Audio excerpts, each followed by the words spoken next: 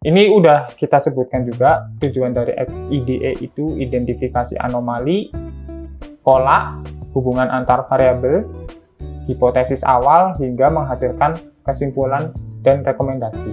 Sekarang kita masuk ke tahapan dalam exploratory data analysis. Yang pertama yaitu kita harus mengumpulkan data dulu. Kita harus tahu juga data apa yang kita kumpulkan untuk kemudian kita bisa melakukan analisa pada data tersebut. Kemudian ada pengamatan awal. Nah, pengamatan awal yang dimaksud itu adalah pengamatan awal pada data yang kita sudah kumpulkan ya, teman-teman.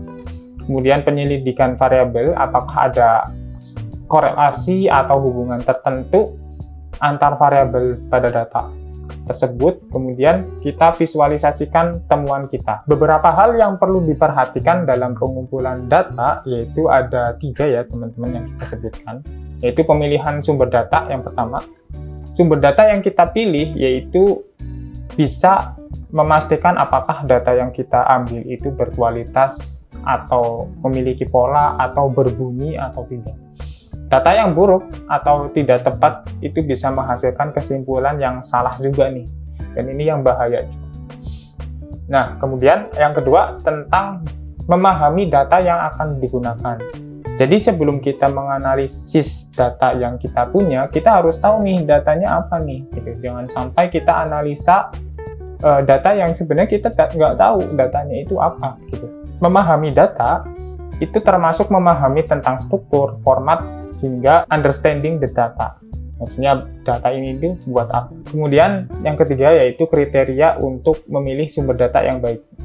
Itu yang pertama ada kualitas, relevansi, kuantitas, dan kesesuaian. Kualitas itu ngomongin datanya punya pola, ya. Relevansi itu ngomongin soal seberapa relevan nih data yang kita ingin ambil dengan kasus yang akan kita solve gitu. Kuantitas itu berhubungan sama seberapa banyak nih data yang harus kita kumpulkan agar kita benar-benar dapat percaya sama hasil analisanya nanti. Yang keempat yaitu kesesuaian. Ini berhubungan juga dengan relevansi. Kemudian kita masuk ke pengumpulan data. Nah, yang perlu diperhatikan dalam pengumpulan data yaitu mengapa pengamatan awal penting dalam IDE. Ini kita harus melakukan dengan pertanyaan ya. Untuk menjawab pertanyaan ini, yaitu kita harus memastikan bahwasannya si data yang kita punya itu punya informasi tentang struktur, format, dan nilai-nilai awal dalam data. Benar-benar nilai-nilai yang mentah ya, teman-teman. Dan ini tujuannya tadi agar kesimpulan yang akan kita dapat pada hasil analisa itu tidak keliru nih di akhir. Gitu. Ini juga akan memicu kesalahan juga ya, kesalahan secara makro, secara besaran, terutama di perusahaan. Kemudian ada kriteria untuk pengamatan awal. Teman-teman bisa melihat dari struktur datanya, ukuran data, tipe data, ringkasan statistik, visualisasi awal, hingga kualitas datanya. Yang ketiga yaitu tentang identifikasi potensi masalah pada data.